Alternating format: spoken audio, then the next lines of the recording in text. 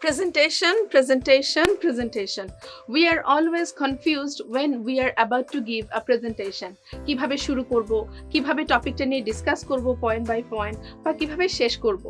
কখনো কলেজে বা ইউনিভার্সিটিতে কোনো একটা টপিক নিয়ে প্রেজেন্টেশন দিতে গেলে আমরা কিন্তু কনফিউজড হয়ে যাই, অথবা একটা বিজনেস মিটিংয়ে নিজেদের প্রজেক্টটা আমরা কিভাবে সুন্দর করে প্রেজেন্টেশন আকারে দেখাবো সেখানেও কিন্তু আমরা কনফিউজড হয়ে যাই। নো ওয়ারি অ্যাট অল, আজকে আমরা ঠিক এই বিশেষ সেশনের মাধ্যমে খুব সহজে প্রেজেন্টেশন কিভাবে দিতে হয় সেই আইডিয়াটা কিন্তু খুব ক্লিয়ার হয়ে যাবে। So let's get started.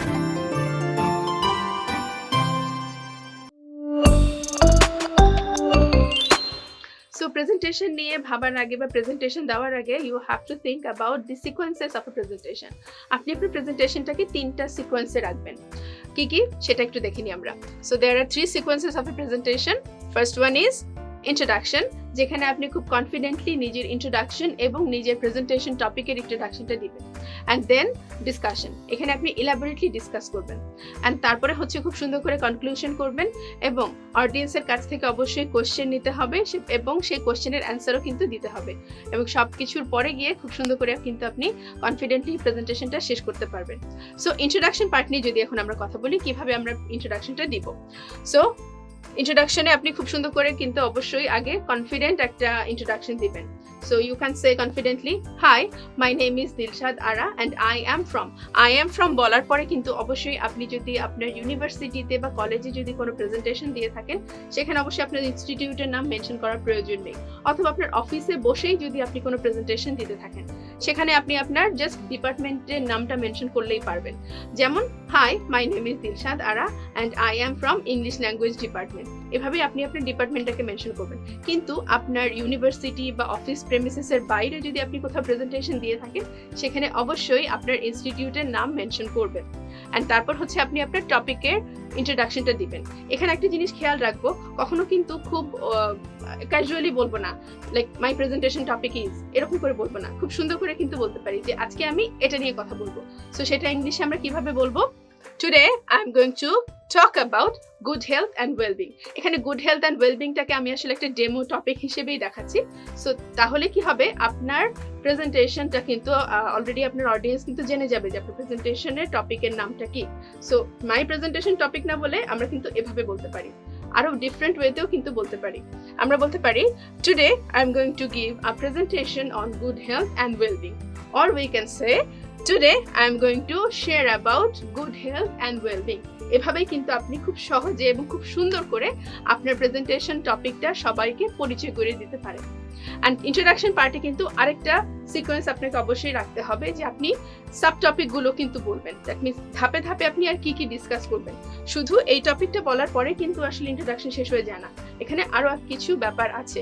যেমন আপনি কিন্তু first I would like to talk about, এভাবে বলে কিন্তু খুব সুন্দর করে আপনি প্রথম সাবটপিক 1 এর সাথে পরিচয় করে দিতে পারেন।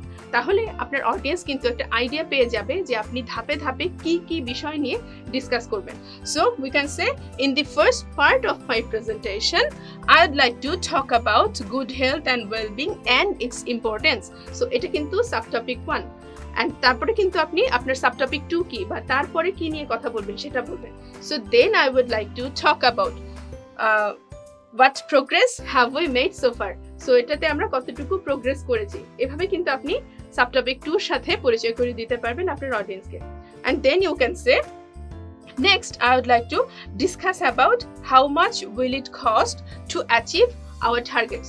হয়ে গেল কিন্তু আপনি আপনার সাবটপিক 3 মেনশন করেই কিন্তু আপনার অডিয়েন্সকে বুঝিয়ে দিলেন যে আপনি কি নিয়ে কথা বলতে যাচ্ছেন পরবর্তীতে। সো লাস্ট যখন হবে বা লাস্ট সাবটপিকে যখন আপনি মেনশন করবেন তখন কিন্তু আপনার অডিয়েন্সকে এভাবে একটা ধারণা দিতে পারেন যে লাস্টে আমি এটা নিয়ে ডিসকাস করব। সেটা আমরা কিভাবে বলতে পারি? We can say lastly I would like to talk about or I will talk about what can we do to improve our better health.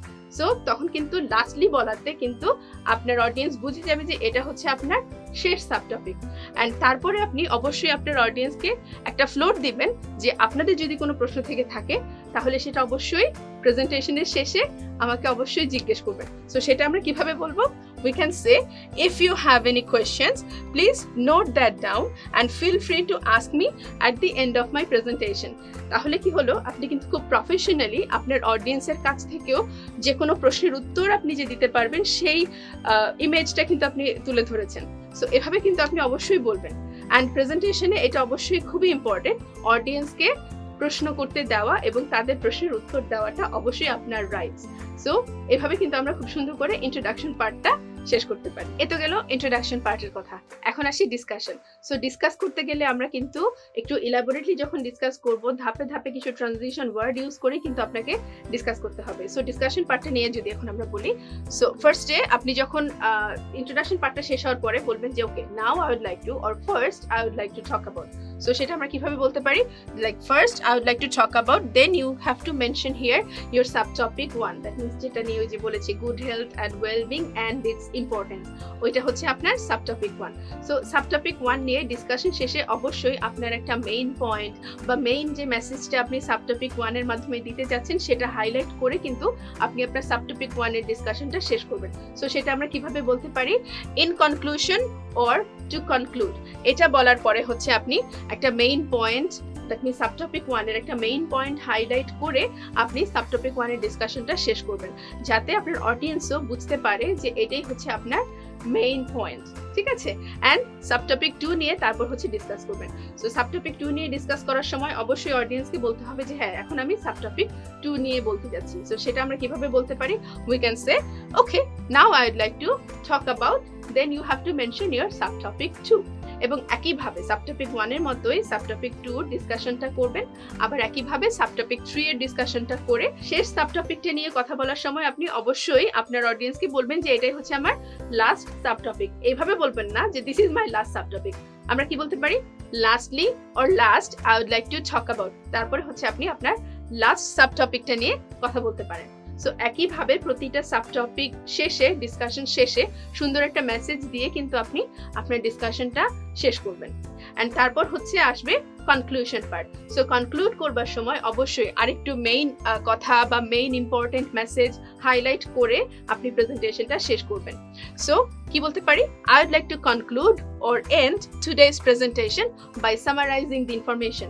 এই কথার মাধ্যমে কিন্তু আপনার অডিয়েন্স বুঝে যাবে যে আপনার প্রেজেন্টেশন প্রায় শেষ হয়ে গিয়েছে। অ্যান্ড যদি কোনো মেসেজ দিতে চান বা যদি কোনো সলিউশন প্রেজেন্ট করতে চান, সেটা এখানে প্রেজেন্ট করে আপনি হচ্ছে আপনার প্রেজেন্টেশনটা শেষ করবেন। অ্যান্ড অবশ্যই আরো ডিফারেন্ট হয়তো আমরা বলতে পারি টু এন্ড টুডেজ প্রেজেন্টেশন, যে আজকে প্রেজেন্টেশন শেষ করতে গিয়ে আমি এটা বলতে পারি। So to end today's presentation I would like to give a solution. এভাবে কিন্তু আপনি সুন্দর একটা সলিউশন দিয়েও প্রেজেন্টেশন শেষ করতে পারেন। Or we can say, that's all about my presentation, or that's all about good health and well-being. ওই যে বলেছি ঠিক টপিকটাই কিন্তু আপনি হাইলাইট করে বা মেনশন করে আপনার প্রেজেন্টেশন টপিকটা কি ছিল সেটা আবার একটু অডিয়েন্সকে মনে করিয়ে দিতে পারেন। So thank you so much for your patient hearing. এভাবে বলতে পারেন যে সবাইকে ধৈর্য সহকারে শোনার জন্য অসংখ্য ধন্যবাদ। অবশ্যই আপনার অডিয়েন্সকে একটা ধন্যবাদ দিবেন, যাতে তারাও একটু ওয়ার্ম ফিল করে বা পিস ফিল করে যে ওকে ফাইন, আমাদেরকে খুব সুন্দর করে প্রায়োরিটি দিয়েছে। So that is called mannerism. And we can say or we can provide a solution. যদি কোনো প্রবলেম থেকে থাকে সেখানে অবশ্যই আমরা একটা সলিউশন দিয়ে প্রেজেন্টেশনটা শেষ করব। আর যদি আমরা কোনো ফাইন্ডিংস বা কোনো রিসার্চের কোনো প্রেজেন্টেশন দিয়ে থাকি, তাহলে সেখানে অবশ্যই আপনি আপনার ডিসকভারিগুলো হাইলাইট করবেন যে আপনি কি কি পেয়েছেন বা কি কি ডিসকভার করেছেন। সো এভাবে কিন্তু আসলে আমরা প্রেজেন্টেশনটা খুব সুন্দর করে সবার সামনে তুলে ধরতে পারি। তবে প্রেজেন্টেশন কিন্তু শেষ হয়েও শেষ হয় না। ওই যে বলেছি অডিয়েন্সকে অবশ্যই প্রশ্ন করার একটা ফ্লোর দিতে হবে। সো এটাই কিন্তু প্রফেশনালিজম বা প্রেজেন্টেশনের ম্যানার, এটা আপনাকে অবশ্যই ফলো করতে হবে। সো সেই কোয়েশ্চেন অ্যান্সার পার্টে আমরা কিভাবে যাব বা কি বলতে পারি?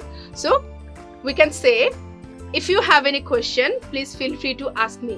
Or we can say, if there is any question, I'd be happy to answer it. যে আপনাদের যদি কোনো প্রশ্ন থেকে থাকে তাহলে আমি অবশ্যই খুবই খুশি হব সেগুলো অ্যান্সার করতে পেরে। Or we can say, if you have any question, please feel free to ask me. এভাবেই বলার পরেই কিন্তু আপনি দেখবেন আপনার অডিয়েন্স থেকে অনেক কোয়েশ্চেন পাবেন। And that is called communication skill.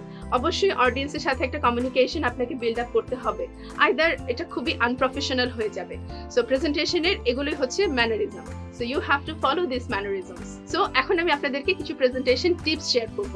So definitely you have to be very much confident about your self and about your topic. So be confident and have confidence in you and on your topic. খুব boldly যখন আপনি নিজেকে present করতে পারবেন বা নিজের টপিকটাকে present করতে পারবেন, তখনই কিন্তু আপনার প্রেজেন্টেশনটা সাকসেসফুল হবে। And next one is make a good posture and gesture. অবশ্যই খুব সুন্দর একটা পরিপাটি ড্রেস পরে বা পরিপাটি পোশাকেই কিন্তু আপনি সবার সামনে প্রেজেন্টেশন দিবেন। অ্যান্ড অবশ্যই খুবই you have to stand straight and you have to look in the eye of the audience. যদি অডিয়েন্সের চোখের দিকে তাকাতে ভয় লাগে তাহলে ঠিক এদিকে তাকাবেন, তাহলে আর ভয় লাগবে না, অ্যান্ড আপনি আপনার ফ্লোতে থাকবেন।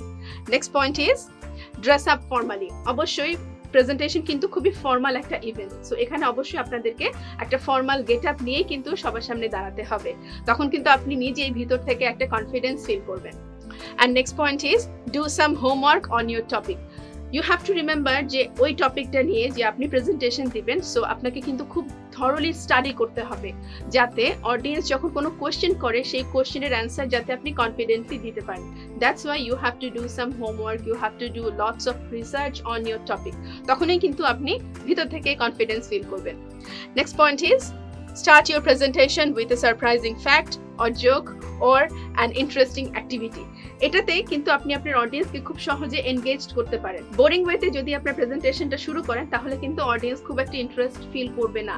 বাট আপনি যদি মজার একটা জোকস দিয়ে বা সারপ্রাইজিং একটা ফ্যাক্ট বলে যদি আপনার প্রেজেন্টেশনটা শুরু করেন, তখনই কিন্তু আপনার অডিয়েন্স আপনার পুরো প্রেজেন্টেশন দেখার জন্য অপেক্ষা করতে থাকবে বা খুবই ইন্টারেস্টেড ফিল করবে। So start your presentation with a very different activity. Next point is try to use references, slides and related images in your PowerPoint. PowerPoint কিন্তু খুবই ইম্পর্টেন্ট একটা পার্ট প্রেজেন্টেশন দেওয়ার সময়। সো এখানে আপনি কিছু রিলেটেড ইমেজ ইউজ করতে পারেন বা খুব ভালো কিছু রেফারেন্স নিয়ে আসতে পারেন, বা অ্যানিমেশনেরও কিন্তু কিছু কাজ করতে পারেন to make your presentation more entertaining. So you can follow these tips to make your presentation more entertaining, more engaging.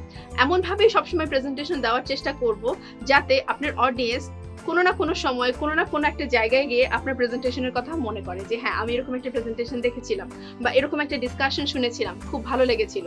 তখনই কিন্তু আপনার কষ্ট করে প্রেজেন্টেশন তৈরি করাটা সাকসেসফুল হবে। So all the best for your presentation and thank you so much for watching.